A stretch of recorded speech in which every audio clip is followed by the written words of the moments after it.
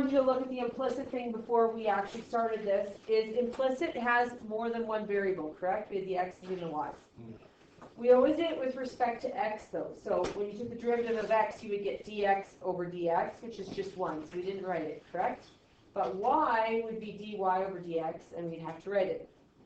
Well, related rates are all with respect to time. So you will get a variable, a d something over dt, for every single variable that you take a derivative of. So like with the x's went away. That's not going to be how this works for related rates. Now, sometimes you end up with shapes, which we're going to do next, which is going to be the cone. Sometimes you end up with shapes where it's an actual shape that holds that same height, same radius, correct? But you fill it with water. So when you fill it with water, the height of the water and the radius of the water will change because you're filling it up, or you're emptying it, or you're filling it, correct? So that radius will change and that height will change. But the cone itself is a tank. It is not changing, right? This shape doesn't change. Well, the spherical snowball is a snowball. There's not like a ball that we're filling up with water or something like that. That snowball shape is completely changing at all times, right? As it melts, the radius changes, so does the volume of that snowball. As it grows, as you put more snow on it, it changes. So here we're going to deal with a spherical snowball. So the catch here is we need the volume of a snowball, or the volume of a cone. Nope. Sphere. Brain stopped. So we get 4 over 3 pi r cubed. The good thing is I will always give you the shape volumes, or surface areas, depending on what it's looking for. So let's read through this. Here it says, a spherical snowball is melting in such a way that its volume is decreasing. So the volume isn't staying the same. If it was just volume equals centimeters cubed, or meters cubed, correct? But the volume that they're giving us is a rate. Rate of change is the first derivative, correct? So this one is the volume is decreasing at a rate of 1 centimeter cubed per minute. If it was just plain old V, if it was just plain volume, it would just be centimeters cubed, correct? But this is volume per time, is it not? Centimeters cubed per minute. So that represents the derivative. So dV over dt. Remember how it was dy over dx? This can be dV over dt. And how do I know that? Because the units give it away. Centimeters cubed is volume, minutes is time. Okay? So they gave us dV over dt. It's also decreasing. So our answer needs to be negative. So dV over dt is negative 1 centimeter cubed per minute. Okay? Does that make sense? So that's just one piece. We're going to take all the pieces of information they gave us. The next one says, at what rate is the radius decreasing? So the rate of the radius decreasing, what do they want us to find? D radius, dr over, it's a rate, dt. That's what they want us to find. We don't know the rate, correct? What's the radius in? What units? Centimeters. And what's time in? Minutes. So when we get an answer, it should be in centimeters per minute, right? Just based off of solely the rate formula. Okay? Then it says when the radius is 5 centimeters. So the radius is constantly changing on this snowball. As it decreases, the radius is going to get smaller. If I add more snow to it, the volume would increase, the radius would get larger. Yes? We're trying to find the rate as this melts, the volume decreases 1 centimeter cubed per minute. What is that radius decreasing by? That's what it's asking us. So the radius at the time is 5 centimeters. They could give me a ton of different radius, correct? And then we'd have a different rate and time depending on what ended up being your radius. So we know dV over dt, we need dr over dt, and we know r. The formula we have is the volume of a sphere, which is V equals 4 over 3 pi r cubed, which has technically one variable on the left and one variable on the right. A lot of people think there's two because they count pi as a variable. Pi's a number, correct? So I have r. I have v. Do I have v to plug in? No, I have dv over dt, which is the first derivative of v, correct? So what am I going to have to do to this formula so that I can use that stuff? Take the first derivative. Yeah, is that what you were saying? I don't know, it was whispering and I couldn't hear. Yes? Okay. So if I take the derivative of 1v, the derivative of 1v is 1, and then what do I have to follow behind with it? Took the derivative of a v, so what do I have to follow behind with? dv over dt equals, now the right hand side has one variable. So do I have to use product rule when there's one variable? No, I can just use power rule, correct? So I can take the 3, drop it in front, 4 over 3 pi r squared, and then what can't I forget? I took the derivative of r, so what am I getting behind it?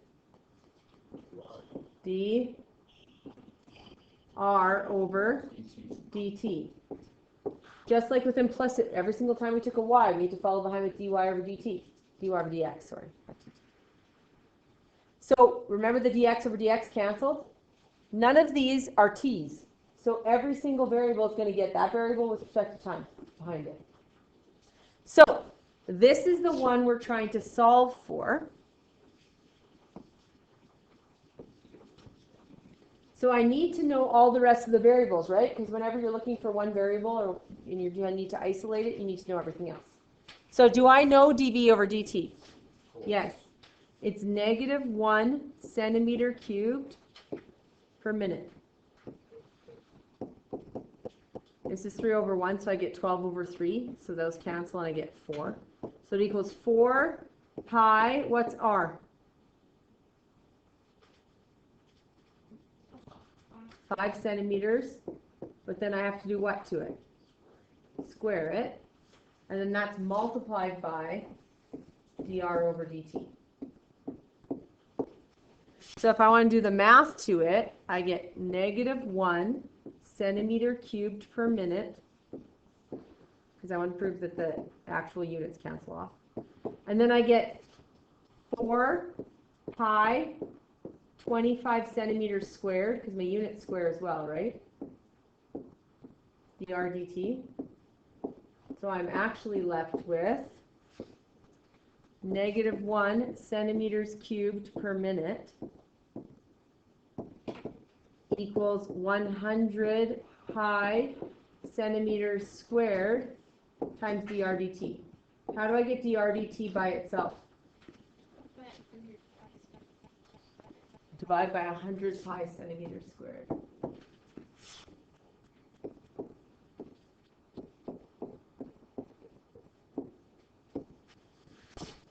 Now, writing it this way is a bit confusing. So what I like doing is I like not stacking them. I like writing them side by side. So it'd be negative 1 centimeters cubed per minute divided by 100 pi centimeters squared equals dr dt.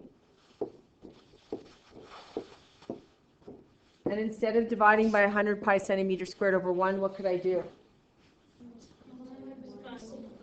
Yeah, times the reciprocal times by 1 over. So I'd get centimeters cubed per minute multiplied by 1 over 100 pi centimeters squared equals dr dt. Now I know my answer needs to be in the form dr dt, which means it needs to be in the form dr. What's the unit for radius? Centimeters over time. What's the minute? So I need to know it needs to be in centimeters per minute. So let's cancel things off. This cubed is going to cancel off those two, and I'm left with centimeters per minute. Correct? So I'm going to get dr over dt. I'm just going to write it on the left. Equals, across the top, negative 1 times 1 is negative 1 over 100 pi. And what's my units that are left over? Centimeters per minute, which is what I need. Done.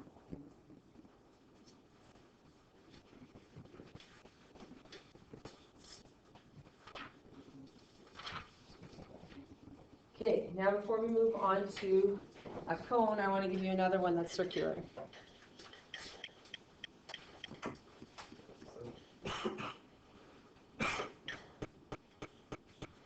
Okay.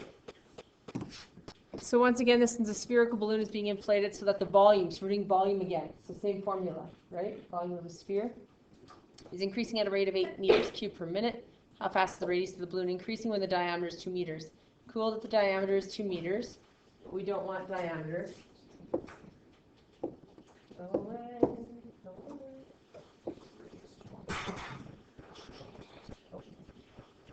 It's 2 meters. So I want you to try that one. So here we have to use our volume formula again, which is 4 over 3 pi r cubed. Okay.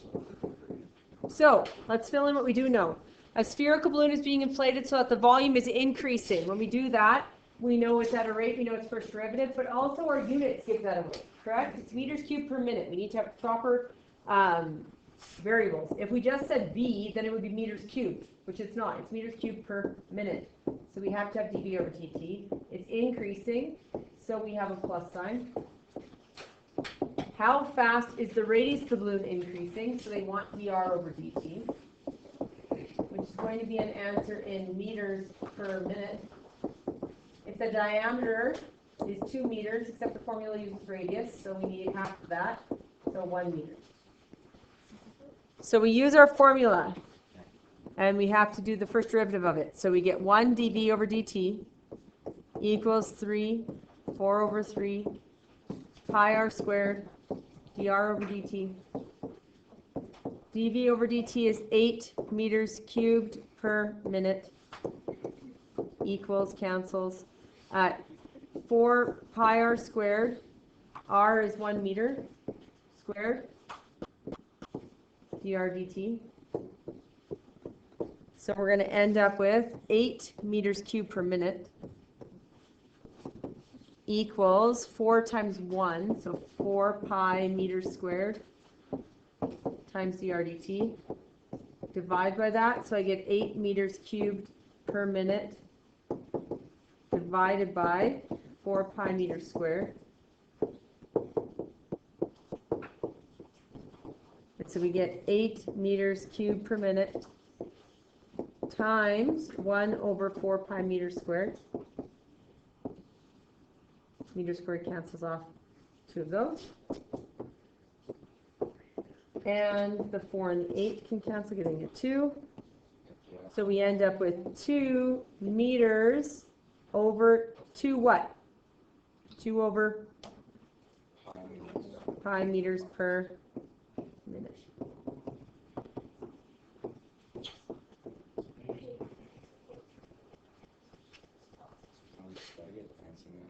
Okay, we're going to do another sphere one, but it's area. Oh no. It's not that bad.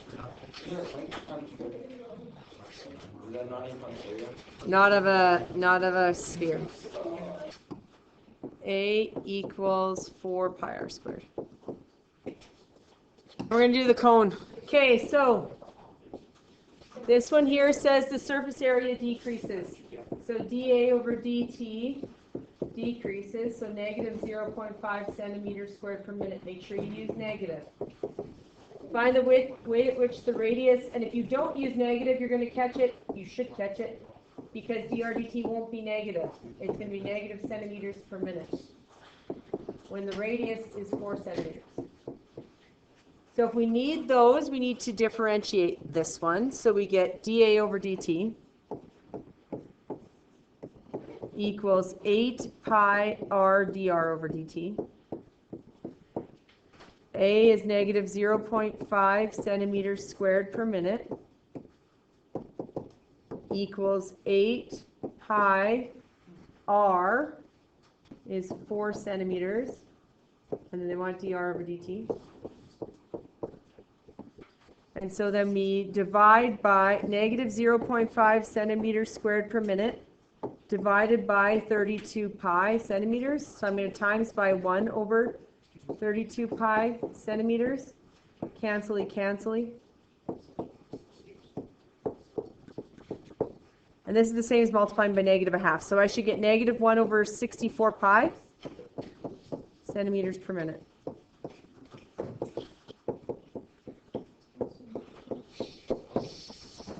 Okay, so the sphere we were using before has always been like a melting thing. It wasn't like it was a water tank that was in the shape of a circle and it stayed that shape, right? Now the decrease or an increase. But this one actually is a cone that's like this. It's upside down. It's an inverted cone, correct? It's a water tank and it's built in the I'm struggling today with reading. Shape of a circular cone with a height 5 meters and radius 3. So the reason why you would have kept the base that I ripped off because I was kind of lazy is you could write the 3 meters on the top, but you can maybe acknowledge that all you want. But the height of this thing, we have no choice. The height of it is 5 meters. You see what I'm saying? No matter if I pour water into it or not, I really wish I had something to pour into this. I don't. You got Gatorade, people. Well, I don't want actual fluid. It won't stay in. I mean, like Orbeez or something, like meat. But no matter what I fill into this, the height of that will change, correct, once it's filled in. But the height of the actual cone itself won't change, correct? When I pour water into it, it might be a height here. Like when I pour water into it, it might just get to that height, correct? Does everyone see? But the height of the whole thing is 5 meters. Do you agree? It doesn't mean the water height might be. So what is the absolute highest height of water I could fill into this bad boy? 5 meters. Well, no, you could have that 5.1 meters because now sometimes it can have that little bubble. No, we're not doing any bubble. Wait, 5 meters. It does do that. I do get what you're saying. The height of this is 5 meters. What's the maximum radius yours can have? And that's 5 meters. Radius. Oh. The maximum radius. Guys, you paying attention? It's 3. The maximum height this could have is 5. The maximum radius it could have is 3. Do you agree? Yeah. But it can be smaller radius and it can be a smaller height. Probably will be unless it's totally full. Yeah. So that 5 by 3 is a statement of the radius and height of this shape, not the changing radius and height. We agree? So that is a ratio. So here it says a water tank is built in the shape, height of 5 meters, radius of 3 at the top. So if I do a height radius ratio, I'm going to put the height to the radius. So the height is 5 meters, bless you, over the radius, which is 3 meters. Now some people say to me, Mrs. Lepp, how do I know that I should put height at the top? It doesn't matter. If you do R over H, you're just going to go 3 meters over 5 meters, correct? And guess what? The meters are going to cancel. True statement? Of course it is. So I could get these in either way of isolated for R or isolated for H. Watch. I will cross multiply. So I'm going to get 3H equals 5R. And I could, 3H equals 5R. And I could isolate for H by dividing by 3, correct? So H equals 5R over 3. Or I could isolate for R by dividing by 5. And say R equals 3H over 5. But either way, I'm just getting the radius with respect to height or the height with respect to radius. Does that make sense? And that's of the actual shape, because that shape is not changing. That cone is not changing. It's a tank. It can have a shorter height than 5 or a smaller radius than 3, but that's it. Then we're comparing this. So it says the water is being pumped into the tank, and some people are like, I don't know if it's area or volume. Well, first off, it's being pumped. I hope you know it's volume. But if not, we can look at the units. It's meters cubed, which is volume per time. So, and it's being pumped into the tank. So am I taking it out, which means negating it, or putting it in, adding it? Adding it. So I have dV over dt equals positive 1.6 meters cubed per minute. They want us to find the rate at which the water level is rising. Is that height or radius? Height. And it's water level rising. So they want dH over dt, which equals something meters per minute. When the water is 2 meters deep, so is that the actual stagnant height, or is that height that can change? So that is my height is 2 meters. They want to know what the change in the height would be when the height is 2 meters, right? How is it changing? The problem lies in the fact that the formula has R and H. So watch this. So the formula, the volume of a cone is 1 over 3 pi r squared h.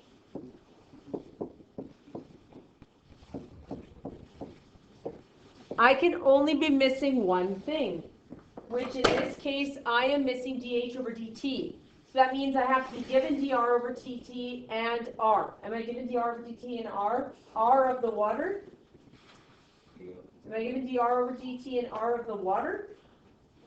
No, I was given r of the shape of the cone, correct? So I need this r to get out of my life, because right now I have to do product rule, and I don't have enough information to even fill that in. So how can I replace r so that this is h now?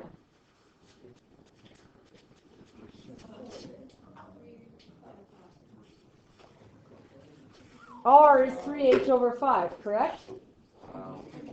So I'm going to go and replace the r with this so that all I have is h's. And how did I get that? That's the ratio of the actual physical shape of the cone that's given to me right at the beginning, the shape of the actual tank. Okay? So I'm going to get V equals, and I'm not going to do the derivative until I get the r to get out of my life. Pi r is 3h over 5 squared h. So V equals 1 over 3 pi 9h squared over 25 times h. And then I'm going to put them all together. V equals 1 times pi times 9 is 9 pi over 3 times 1 times 25, which is 75. H squared times h is h cubed. And now I only have one variable. So what can I do with that? The derivative of it, which we're going to do tomorrow.